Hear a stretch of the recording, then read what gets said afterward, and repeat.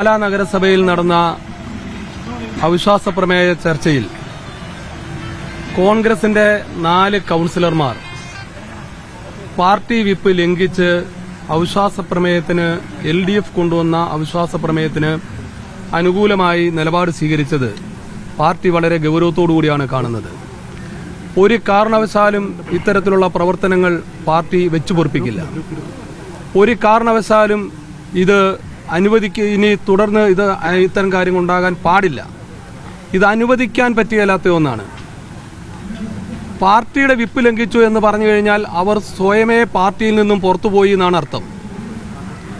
KPCC പ്രസിഡന്റുമായി വിശദമായി ഈ കാര്യങ്ങൾ ഞാൻ ചർച്ച ചെയ്തു. കോട്ടയത്ത് നിന്നുള്ള KPCC നേതാക്കന്മാരുമായിട്ട് ചർച്ച ചെയ്തു. ബാക്കി കാര്യങ്ങൾ അനന്തര നടപടികളെ സംബന്ധിച്ച് ഉറപ്പായിട്ടും നടപടി ഉണ്ടാവും. അതോടൊപ്പം തന്നെ നിയമപരമായി ഇവരുടെ അംഗത്വം ഇല്ലാതാകുന്നതിന് കൂറുമാറ്റ നിരോധന തദ്ദേശ സ്വയംഭരണ സ്ഥാപനങ്ങൾ കൂറുമാറ്റ നിരോധന നിയമം അനുസരിച്ച് അവർക്കെതിരെ കേസ് കൊടുക്കും, നിയമപരമായി നേരിടും. ഈ കാര്യത്തെ സംഘടനാപരമായി നടപടി ഉണ്ടാകും. ആ നടപടി അല്പനിമിഷങ്ങൾക്കകം KPCC പ്രസിഡന്റ് നിങ്ങളെയൊക്കെ അറിയിക്കുന്നു. അത് KPCC പ്രസിഡന്റ് നിങ്ങളെ അറിയിക്കും. KPCC പ്രസിഡന്റ് അറിയിക്കും. നിയമപരമായ നടപടികളുമായി മുന്നോട്ട് പോകും. പാർട്ടി അച്ചടക്ക നടപടിയെടുക്കും. കാരണം അനുവദിക്കില്ല. അവര് വിപ്പ് കൈപ്പറ്റാതിരിക്കാനായിട്ട് മാറി നിന്നു.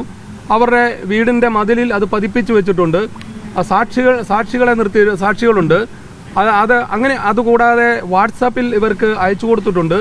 ഏതെങ്കിലും തരത്തിലുള്ള അറിയിപ്പ് കൊടുക്കണമെന്നുള്ളതാണ്, വിപ്പിന്റെ അറിയിപ്പ് കൊടുക്കണമെന്നുള്ളതാണ്. അത് എല്ലാ വഴികളും ചെയ്തിട്ടുണ്ട്. LDF-മായിട്ടുള്ള ഒരു കൂട്ടുകൃഷിയാണെന്ന് തോന്നുന്നുണ്ടോ?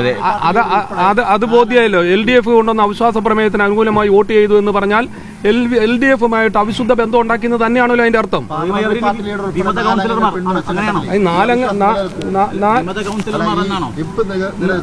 4 അംഗങ്ങൾ വിപ്പ് നിലനിൽക്കും. വിപ്പിന് നിങ്ങൾ ഉദ്ദേശിക്കുന്ന തരത്തിലുള്ള 4 അംഗങ്ങൾ അങ്ങോട്ട് പോയതുകൊണ്ട് വിപ്പ് നിലനിൽക്കാറുന്നില്ല. അത് ആരോ തെറ്റിദ്ധരിപ്പിച്ചായിരിക്കും. വിപ്പ് നിലനിൽക്കും. അതിപ്പം കാണാം. നിയമപരമായി ഞങ്ങൾ അതിനെ നേരിടാൻ പോവുകയാണ്.